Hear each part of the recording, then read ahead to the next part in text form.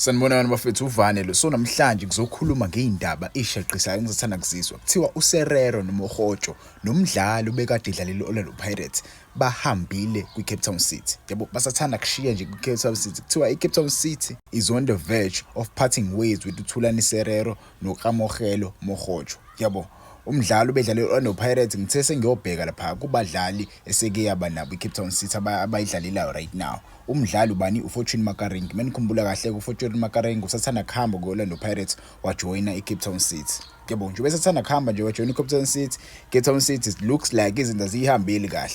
Asihambeli kahle izinto right now. Baleza anti number 15. Njobe number 15 nje bayodlala ama-playoffs nama team aqhamuka lapha kwi-NFD. Yabo and meqhamuka indaba ezikanje lokho kuzobalimaza kakhulu.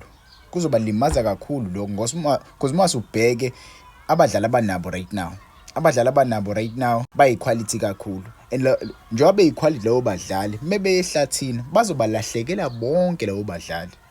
Bonke labo badlali bazoba ama-free agents. Abadlali abanjengo Jaden Rhodes. Nyamaze ku Jaden Rhodes bafethu. Abadlali abanjengo Emil Witboy, abadlali abanjengo Chiweza lo waseNamibia, abadlali abanjengo Fasika Idumba. Yabo there are many quality players abalesa scheme seCape Town City. Yabo engenzeka balahleke baba ama-free agents miphela isizini.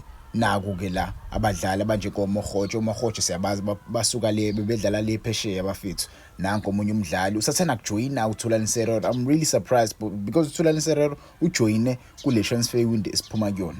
Ujoyine nje I think it was January. Yabo and izinto ayisekho right between the two. Ayisekho right asazi kwenzaleni. I don't think uThulani Serero usedlala ama games mhlambe afika ku 6 or 5. I don't think asazi kwenzakalani Cape Town City bafethu. Asazi ngempela kwenzakalani. It looks like they want to go to iNFD. Bafuna ukufollowisha iclub le yase Cape Town, iCape Town Spurs. Naye iCape Town Spurs ayenzi kahle. Ile ezansi kwiNFD. Bale ezansi nabo bayodlala amanye ama-playoffs. Yabo ngenza futhi bona bavele ba-relegate nje straight.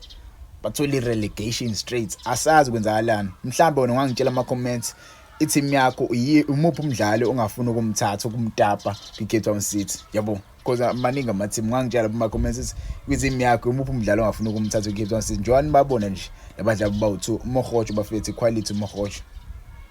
Quality lo mjide lo Thulani Serero. I don't know about uSerero. For me I think umjide besezoyithathela impesheni nje kwiCape Town City. Nothing much. Yabo naku ke sebemxoshile because they see ukuthi okay umjida wedlala phesheya aseyesimzami la mhlawumbe babona ukuthi ayikho into ayiphethe. Yabo igama nje lakhe liyasinda but awusekho umsoco ebholini lakhe. Awusayiboni le into ayidlalayo nje ayisakhanyi. Yabo mhlawumbe bebetshe ukuthi kumsayina kwakhe kuzobasiza basuke lapha ezansi but again looks like they failed dismal. Asazi okwamanje ukuthi yindaba befuna ukuhamba kuCape Town City. Mhlawumbe bayaxoshwa noma bayihambela bona okwamakarenge nakhona akukho clear. Yabo salinde indaba nje ziphume zonke sizwe ukuthi kahle kahle kwenzakalani lapha kuma citizens. Hayibo.